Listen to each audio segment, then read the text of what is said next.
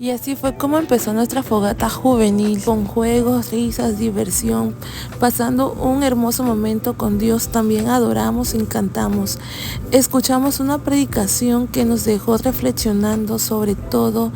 Disfrutamos un tiempo hablando con Dios. Fue una noche simple, tranquila, lleno del fuego del Espíritu Santo y sobre todo con aprendizajes y convivir con todos los chicos de la iglesia.